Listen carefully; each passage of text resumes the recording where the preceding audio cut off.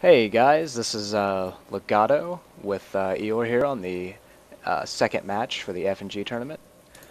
We've got in the bottom left here some guy pink random, but it's Protoss. And the top right we've got Draken blue. Yeah, and the map is Steps of War, so is Draken's pick. He wasn't really, adamant about any map in particular, but he picked Steps of War just kind of out of a hat, I feel like. But here we are. Protoss versus Protoss again, even though some guy's playing random. Yeah, Otherwise, he's random twice now in Protoss, yeah. so that was... Which is kind of funny, because, that was his original intention was to play Protoss, but he switched random. Otherwise, not much to say about. Here we got Draken up. Yeah. I don't know. The second match. We got... Just, yeah. Now he looks like he's we see different boost. Yeah, I mean. Otherwise, yeah, looks like he definitely learned. He's getting an earlier gateway. I guess that was probably an 11 or so, and some guy got one at 13. So I don't know if we definitely see some guy's style here by scouting. So he really likes to get in there and scout. So if you ever play against some guy, know that he'll get those probes out there and scout your base. So if you don't want that happening, you need to get up there and do a really quick block off. Because he'll get in there and he'll see whatever you're trying to do. If you're trying to early cheese or whatever kind of strategy you're trying to do, he'll see it.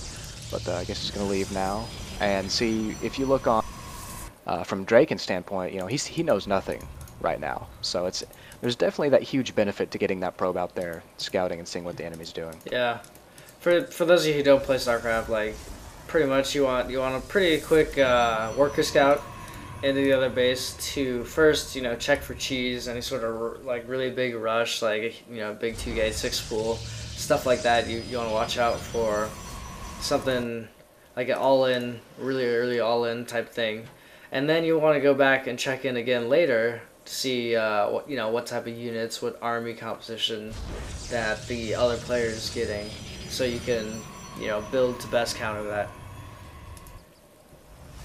Otherwise, looks like very similar builds going on here. One gateway, one cyberport. Draken has his second gateway going up and has 2 gas, but is not mining out of his second one. It doesn't look like, not yet anyways. So it looks like he's moving some guys over there. Yeah, it definitely looks like, I mean, they've both got their gas up well, and some guy's just getting his started up, so looks like Draken is looking forward to a very gas-intensive build. So let's see what he tries to do here. Even though he's got 2 more gateways going up, but he can mass stalker, so which I think what he was trying to do on the first game, but that didn't turn out too well for him. Yeah, I mean he might. It looks like he's doing something kind of similar. He's getting 3 gateways. He's not researching warp gate once again, whereas some guys actually chrono boosting it out, so that's very different. I'm not sure why Draken's saving his energy again. It looks like he's kind of stockpiling it over there. He's now capped out of 100. Once it's definitely at 100, if you're trying to mass, chrono boost all your gateways or whatever you're trying to do. Once it reaches that 100, though, you're wasting energy because now you're not using on anything. It's just wasting. So you could be using that on making a zealot, making more workers, making like some guy was using it on the cybernetics core for that warp gate. So definitely don't want to let it sit there at 100. Now I also want to. Okay, never mind. They changed, but for a second there was a pretty big difference in the macro scale things. If you check out like the amount of resources a person has, usually, like typically speaking, you want to keep your money and gas as low as possible. And for a while there, Draken was sitting on quite a bit, probably because he was supply capped, and some guy was really, really low. So that's what you're looking to get. Otherwise, looking like we're going to have some sort of conflict in the middle of the map here. Pink is showing a stronger army here, so with Draken only having 4 stalkers and a zealot, we see who has the obvious advantage. So we'll see how he manages this. Oh, he's going to push full. He sees that there's a lot there. Definitely the smart thing to do would be to back up. Yeah, there he goes. He's going to lose that Zealot in the process. He's got more stalkers on the way.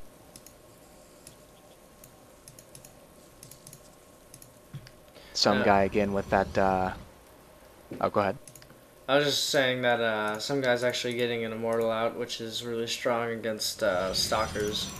So, looks like we have a robotics facility coming in for Draken also. So we're gonna see very similar army compositions. You see this great move by some guy with that observer out there, because now he sees what he's up against. Don't know the battle going here. Looks like it's in the favor of some guy. Let's see what happens. Man, that Stalker just like back out. He just got in that guy's face. He was like, "Bitch!" Ran right up there. But it looks like Draken's gonna be able to hold on to his front door for a little bit here, putting up. I'm surprised. Looks like he's doing exactly what he did before. Some guy, you know, it looks like he has the clear advantage, but he's going, no, be safe. I'll pull back. I see that I have kind of the, you know, advantage right here, but I'm gonna pull back, get my force a little stronger, and then come in and just steamroll his front line. And he set up his expansion, his natural right there. Yeah, I was trying to mention before his observer up there. So some guys now is, if you look from just his viewpoint, he's in his base and he sees exactly what Draken's doing. So whereas Draken doesn't have any clue, any idea what's going on over in the Shroud, you know, at some guy's base, that observer is just freely moving around, checking out what he's doing, what he's going to build, and is now able to counter that, able to say, okay, he's building this, I can build this and counter that, and be able to completely annihilate his forces. So definitely a good move on some guy. Yeah, really, like, honestly, anytime you play against a Protoss player, you want to be kind of wary of those observers, because they are basically, I don't know, they're kind of like a map hack or something like that for Protoss. They really give an advantage, really strong scouting tool. So, you know, if you're also a Protoss, you want to get an observer out and get like a stalker or two and just like kill the other person's observer. Or if you're Terran, get a Raven, you know, Overseer's Reserve, and really deny the Protoss player's scouting ability.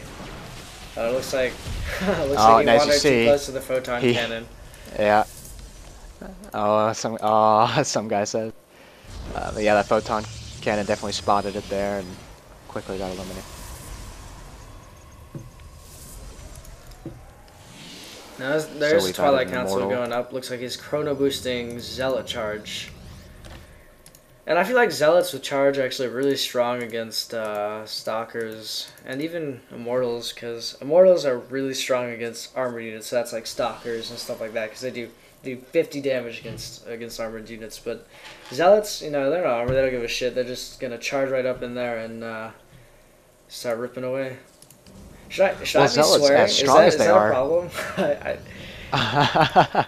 Well, Zealots, as strong as they are, which they are, you know, their big setback is that slowness. You know, they're a very strong tier 1 unit, and that's their weakness, is they're slow. You know, you're able to kite them with ranged units, like say a Strider versus a Zealot. Well, you can sit there and attack, move back, you know, and never get hit by the Zealot.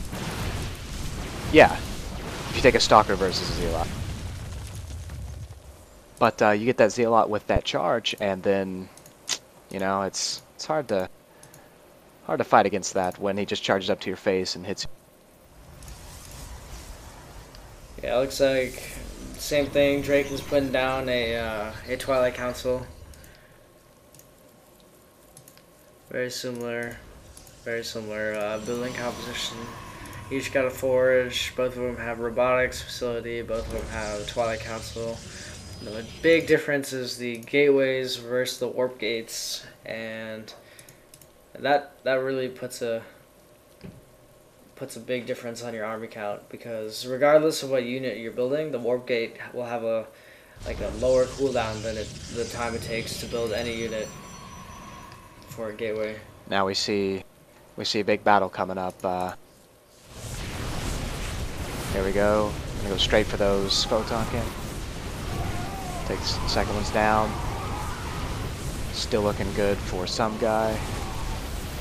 It looks like we got one Zed kind of going crazy back there, but it's pretty Wow. pretty dead even right now. Let's see. It's going to come down to, and it looks like See, it looks that's like Draken's the doing a warp lot gate, better. That proxy pylon, he was able to warp in Yep. 4 more zealots, and I think that's really going to turn the tide of the battle here.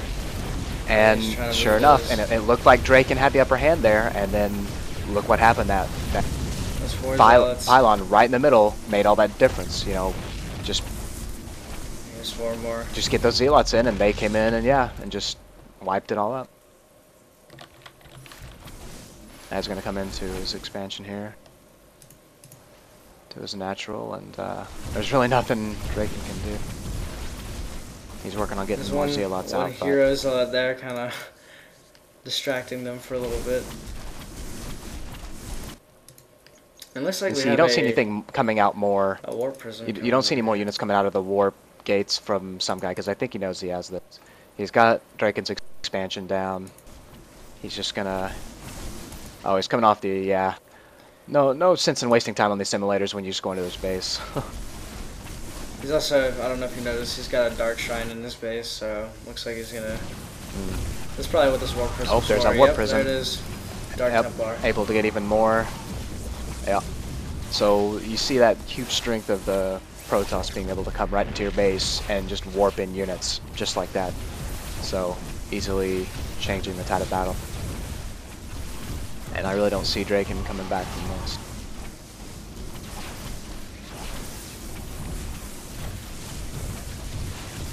Yeah, I think that's game for game number 2. So the match goes to SomeGuy for this match. Hopefully we'll be able to cast some other games coming up here pretty soon. I think the next ones will probably be on Saturday or Sunday. But yeah, so it'll be SomeGuy moving on to the round of 8. Congratulations, SomeGuy. Draken, good job playing, man. Was a good battle. Yeah, looks like they're just having some banter over their play. Yeah, definitely good to see that there's some good sportsmanship going on. You know, not, you know, just GG and leave, but hey, you know, good luck and great job, and you know, yeah, just good sportsmanship going on. All right, well that's gonna wrap up the first match, or set of matches rather, for this tournament. Hopefully we'll be able to get the other ones up and coming soon. So I hope you guys enjoyed that. I know Legato and I are we're a bit not totally warmed up on the commentary thing, but it's been a while, and we'll get into we'll get into it. We'll get into it, and we'll start getting the stuff down. We're trying to transition well into each other, so give us some time. We'll get it down. Yeah, and this will be a lot of fun. Giggity giggity. All right, thanks for watching, everyone. Yeah.